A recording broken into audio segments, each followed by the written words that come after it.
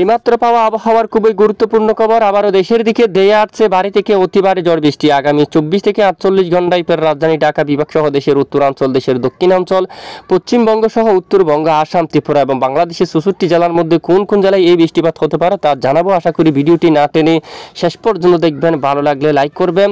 সবার আগে গুরুত্বপূর্ণ আবহাওয়ার লেটেস্ট আপডেট পেতে চ্যানেলটি সাবস্ক্রাইব করে পাশের বেল বাটনে ক্লিক করে রাখবেন। ভিডিওটি কোন জেলা থেকে লাইভ দেখছেন কমেন্ট করে জানিয়ে দিন। প্রিয় দর্শক বন্ধুরা, আগামী 24 ঘন্টায় আবারও বেশ কিছু এলাকায় বৃষ্টিপাতের সতর্কতা দিয়েছে আবহাওয়ার মডেলগুলো।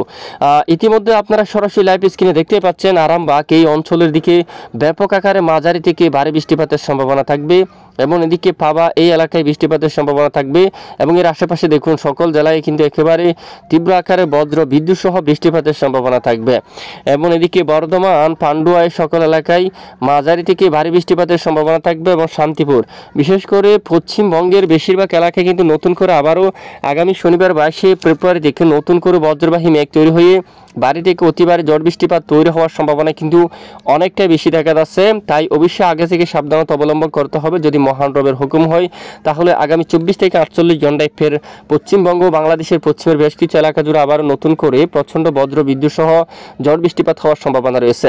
20 তারিখ নাগাদ একেবারে ব্যাপক বৃষ্টিপাত হতে দেখা গিয়েছিল, যার আপডেট অনেক আগে কিন্তু আমরা জানিয়ে আসছিলাম। পশ্চিমবঙ্গের বেশ কিছু এলাকায় কলকাতা সহ সকল স্থানে মাঝারি থেকে ভারী বৃষ্টিপাত দেখা গিয়েছিল। উত্তর 24 পরগনা, দক্ষিণ 24 এখানে নদিয়া, মুর্শিদাবাদ, এখানে সাতক্ষীরার দিকে শ্রীকান্তাপুর, শিবনগর অনেক এলাকায় বৃষ্টিপাত দেখা গিয়েছিল। সুন্দরবন, এছাড়া এখানে এখানে আবার নতুন করে আবার কিন্তু বৃষ্টির কবলে পড়তে পারে। পশ্চিমবঙ্গের বেশ কিছু এলাকায় নতুন করে আবার বজ্রবাহী মেঘ তৈরি হতে পারে, সঙ্গে ব্যাপক বৃষ্টিবাহী মেঘ তৈরি হয়ে ভারী বৃষ্টিপাত ঘটাতে পারে। তবে বৃষ্টিপাত তৈরি হলে অবশ্যই আমরা জানাবো।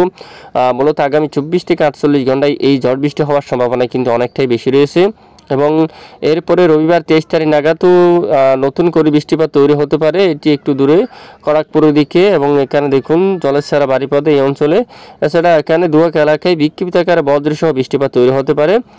বাংলাদেশের বেশিরভাগ এলাকায় আকাশ পরিষ্কার থাকবে, তবে ঢাকা সহ দুয়াক স্থানে সামান্য মেঘের আনাগোনা থাকতে পারে। সকল জেলায় বৃষ্টিপাতের সম্ভাবনা নেই।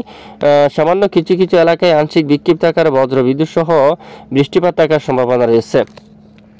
আসুন এবার দেখে নিই দেশের সর্বোচ্চ তাপমাত্রা কত ডিগ্রি সেলসিয়াসে থাকবে। আগামীকাল থেকে দেশের তাপমাত্রা দেখা যাচ্ছে রাজধানী ঢাকা বিভাগের উপর সর্বোচ্চ 31 degree Celsius, Comilla 31 degree Celsius, চট্টগ্রামে 31 ডিগ্রি সেলসিয়াস, টেকনাফের দিকে আসলে এখানে প্রায় 32 ডিগ্রি সেলসিয়াস এবং চকরিয়া, কুতুবদিয়া এই সকল স্থানে 31 ডিগ্রি সেলসিয়াসের সর্বোচ্চ তাপমাত্রা থাকার সম্ভাবনা রয়েছে।